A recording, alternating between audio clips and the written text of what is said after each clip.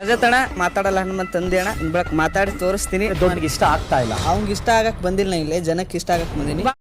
So ವೀಕ್ಷಕರೇ, welcome back to another video. ಈಗ ಬಿಗ್ ಬಾಸ್ ಕಡೆಯಿಂದ ಒಂದು ಪ್ರೋಮೋ ಕೂಡ ಬಿಟ್ಟಿದ್ದಾರೆ. ಪ್ರೋಮೋ ಅಂತೂ ಎಕ್ಸಲೆಂಟ್ ಆಗಿದೆ.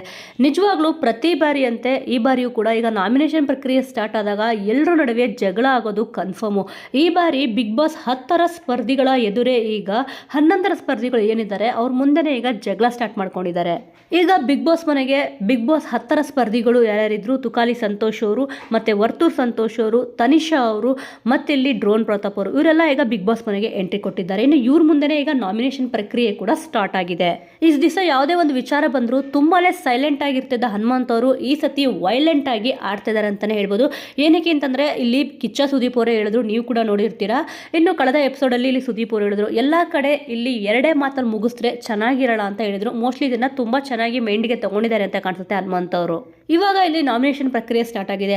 ಇನ್ನಿಲ್ಲಿ ಹನುಮಂತ್ ಅವರು ರಜತ್ ಅವ್ರನ್ನ ನಾಮಿನೇಟ್ ಮಾಡ್ತಾರೆ ಅಂತ ಕಾಣಿಸುತ್ತೆ. ಇಲ್ಲಿ ಹನುಮಂತ್ ಅವ್ರು ಹೇಳ್ತಾರೆ, ನೀವು ರೀಸನ್ ಕೂಡ ಕೊಡಬೇಕಲ್ಲ, ಏನಕ್ಕೆ ನಾಮಿನೇಟ್ ಮಾಡ್ತಿದ್ದೀನಿ ಅಂತಂದ್ಬಿಟ್ಟು ಇಲ್ಲಿ ಹನುಮಂತ್ ಅವ್ರು ಹೇಳ್ತಾರೆ, ರಜತನ್ನ ಹನುಮಂತ ಮಾತಾಡೋದಿಲ್ಲ ಅಂತ ಹೇಳಿದ್ರಿ ಅಲ್ವಾ, ಇನ್ಮೇಲೆ ಮಾತಾಡಿ ತೋರಿಸ್ತೀನಿ ಅಂತ ಇಲ್ಲಿ ಹನುಮಂತ್ ಅವರು ಹೇಳ್ತಾರೆ. ಇನ್ನಿದಕ್ಕೆ ರಜತ್ ಅವ್ರು ಸುಮ್ಮನೆ ಇರ್ತಾರ? ಈ ರೀತಿ ಹನುಮಂತ್ ಅವ್ರು ಹೇಳಿದ ತಕ್ಷಣನೇ ಆಗ ರಜತ್ ಅವ್ರು ಹೇಳ್ತಾರೆ, ರೀಸನ್ ಕೊಡೋದಕ್ಕೆ ಬದನೆಕಾಯಿ ಏನು ಇರಲಿಲ್ಲ, ಅದು ನನಗೆ ಇಷ್ಟ ಆಗ್ತಾ ಇಲ್ಲ ಅಂತಂದ್ಬಿಟ್ಟು ಇಲ್ಲಿ ರಜತ್ ಅವರು ಹೇಳ್ತಾರೆ. ಇನ್ನಿಲ್ಲಿ ಹನುಮಂತ್ ಅವ್ರು ಹೇಳ್ತಾರೆ, ರಜತ್ಗೆ ಇಷ್ಟ ಆಗಲು ನಾನಿಲ್ಲಿ ಬಂದಿಲ್ಲ, ಜನಕ್ಕೆ ಇಷ್ಟ ಆದರೆ ಸಾಕು ಅಂತ ಇಲ್ಲಿ ಸರ್ರಾಗಿ ರಜತ್ಗೆ ಟಾಂಗ್ ಕೊಡ್ತಾರೆ ಹನುಮಂತ್ ಅವರು.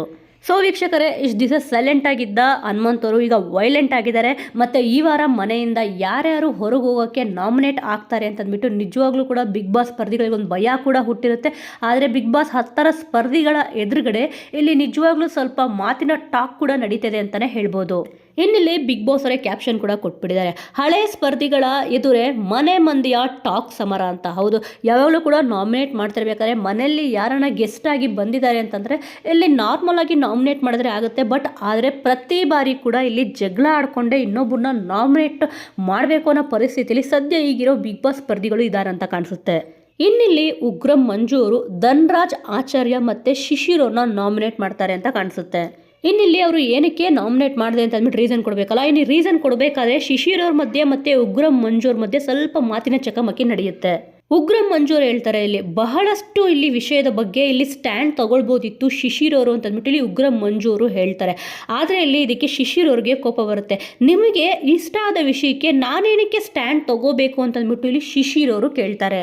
ಇನ್ನಿಲ್ಲಿ ಇವರಿಬ್ಬರ ಮಧ್ಯೆ ಸ್ವಲ್ಪ ಮಾತಿನ ಗಲಾಟೆ ನಡೀತಿರ್ಬೇಕಾದ್ರೆ ಡ್ರೋನ್ ಪ್ರತಾಪ್ ಅವರು ಇವರಿಬ್ಬರಿಗೆ ಸಮಾಧಾನ ಮಾಡೋಕ್ಕೆ ನೋಡ್ತಾರೆ. ಮಾತಿನ ಮೇಲೆ ಸ್ವಲ್ಪ ಹಿಡಿತಾ ಇರಬೇಕು ಅಂತ ಅಂದ್ಬಿಟ್ಟು ಕೂಡ ಇಲ್ಲಿ ಡ್ರೋನ್ ಪ್ರತಾಪ್ ಅವರು ಹೇಳ್ತಾರೆ. ಆದರೆ ಇದನ್ನ ಯಾವುದನ್ನೂ ತಲೆಗೆ ಹಾಕ್ಕೊಳ್ಳದೆ ಇಲ್ಲಿ ಉಗ್ರಂ ಮಂಜು ಅವರು ಮತ್ತು ಶಿಶಿರ್ ಅವರು ಜಗಳನ ಕಂಟಿನ್ಯೂ ಮಾಡ್ತಾರೆ. ಇನ್ನಿಲ್ಲಿ ಉಗ್ರಂ ಮಂಜು ಅವರು ಮಾತಿನ ಬರದಲ್ಲಿ ಹೇಳ್ತಾರೆ, ನನ್ನನ್ನು ನಿನಗೆ ಹೋಲಿಕೆ ಮಾಡ್ಕೋಬೇಡ ಅಂತಂದ್ಬಿಟ್ಟು ಇಲ್ಲಿ ಉಗ್ರಂ ಮಂಜು ಅವರು ಹೇಳ್ತಾರೆ. ಇನ್ನಿಲ್ಲಿ ಶಿಶಿರ್ ಅವರು ಸುಮ್ಮನೆ ಇರ್ತಾರೆ, ನಿಮ್ಮನ್ನು ಹೋಲಿಕೆ ಮಾಡ್ಕೊಂಡು ಕೂತ್ಕೊಳ್ಳೋಕ್ಕೆ ನಾನಿಲ್ಲಿ ಬಂದಿಲ್ಲ ಅಂತಂದ್ಬಿಟ್ಟು ಸರಿಯಾಗಿ ಆವಾಜ್ ಹಾಕ್ತಾರೆ ಶಿಶಿರ್ ಅವರು. ಆಲ್ಮೋಸ್ಟ್ ನೀವು ನಿನ್ನೆ ಎಪಿಸೋಡಲ್ಲೇ ನೋಡಿರ್ತೀರಾ, ಇಲ್ಲಿ ಒಂದು TRP ಗ್ರಾಫ್ ಅಂತ ಇರುತ್ತೆ, ಇಲ್ಲಿ ಡಿಸೈಡಿಂಗ್ ಆರ್ಡರಿಂದ ಕೊಟ್ಟಿರ್ತಾರೆ. ಆದರೆ ಇಲ್ಲಿ ಶಿಶಿರ್ ಅವರು ಯಾರೂ ಕೂಡ ಅವ್ರನ್ನ ಒಂದು ಮನೆಗೆ TRP ಅವರಿಂದ ಬರ್ತಿದೆ ಅಂತ ಅಂದ್ಬಿಟ್ಟು ಯಾರೂ ಕೂಡ ಇಡಲ್ಲ. ಇನ್ನು ಇದಕ್ಕೆ ಅವ್ರಿಗೆ ಸಖತ್ತಾಗಿ ಬೇಜಾರಾಗಿರುತ್ತೆ. ಇನ್ನು ಈ ವಾರ ನಾಮಿನೇಟ್ ಕೂಡ ಮಾಡ್ತಾ ಇದ್ದಾರೆ. ಅದಕ್ಕೋಸ್ಕರ ನಿಜವಾಗ್ಲೂ ಈ ಒಂದು ಸ್ಟ್ಯಾಂಡು ಅವರಿಂದ ತಗೊಂಡ್ರೆ ಒಳ್ಳೆಯದು ಅಂತಲೇ ಹೇಳ್ಬೋದು. ಯಾಕಂದರೆ ಶಿಶಿರ್ ಅವರು ಎಲ್ಲೂ ಕೂಡ ಗಲಾಟೆ ಆಗದೆ ಇರೋ ರೀತಿ ನಿಧಾನಕ್ಕೆ ಮತ್ತು ಅವ್ರದ್ದೊಂದು ಕಂಫರ್ಟ್ ಝೂಮಲ್ಲಿ ಇರೋದ್ರಿಂದ ಇಲ್ಲಿ ಅವ್ರಿಗೆ ಹೊಡೆತ ಬೀಳ್ತಾನೆ ಇದೆ. ಇದನ್ನು ಪ್ರತಿಯೊಬ್ಬರೂ ಕೂಡ ಹೇಳಿದ್ರು. ಆದರೆ ಇಲ್ಲಿ ರಜತ್ ಅವರು ನೀಟಾಗಿ ಹೇಳಿದ್ರು, ಶಿಶಿರ್ ಅವರು ಎಲ್ಲೂ ಕೂಡ ಕಾಣಿಸ್ತಿಲ್ಲ ಅಂತ ಅಂದ್ಬಿಟ್ಟು ಡೈರೆಕ್ಟಾಗಿ ನಿನ್ನೆ ಎಪಿಸೋಡ್ ಹೇಳಿದ್ರು. ಇನ್ನು ಇದನ್ನು ಅವರು ತಲೆಯಲ್ಲಿ ಇಟ್ಕೊಂಡು ಮುಂದಿನ ಆಟನ ಚೆನ್ನಾಗಿ ಆಡಿದ್ರೆ ಇಲ್ಲಿ ಬಿಗ್ ಬಾಸ್ ಮನೆಯಲ್ಲಿ ಉಳ್ಕೊಳ್ಬೋದು. ಇಲ್ಲ ಅಂತಂದರೆ ಈ ವಾರ ಅವರು ಎಲಿಮಿನೇಟ್ ಆಗೋ ಚಾನ್ಸಸ್ ಅಂತೂ ತುಂಬಾ ಇದೆ. ಸೊ ವೀಕ್ಷಕರೇ, ಈ ಒಂದು ವಿಚಾರದ ಬಗ್ಗೆ ಇಲ್ಲಿ ಹನುಮಂತ್ ಅವರು ರಜತ್ ಅವ್ರನ್ನ ನಾಮಿನೇಟ್ ಮಾಡಬೇಕಾದ್ರೆ ಕೊಟ್ಟಿದ್ದ ರೀಸನ್ ಕರೆಕ್ಟ್ ಇತ್ತಾ, ಅಥವಾ ಇಲ್ಲಿ ರಜತ್ ಅವ್ರು ಹೇಳಿದ್ದು ರೀಸನ್ ಕರೆಕ್ಟ್ ಇತ್ತಾ ಅನ್ನೋದ್ರ ಬಗ್ಗೆ ನಿಮ್ಮ ಅನಿಸಿಕೆ ಮತ್ತು ಅಭಿಪ್ರಾಯ ಏನಾದರೂ ಇದ್ದರೆ ಮಿಸ್ ಮಾಡದೆ ಕಮೆಂಟ್ ಮೂಲಕ ತಿಳಿಸಿ. ಮುಂದಿನ ವಿಡಿಯೋದೊಂದಿಗೆ ಮತ್ತೆ ಸಿಗೋಣ. ಜೈ ಹಿಂದ್, ಜೈ ಕರ್ನಾಟಕ.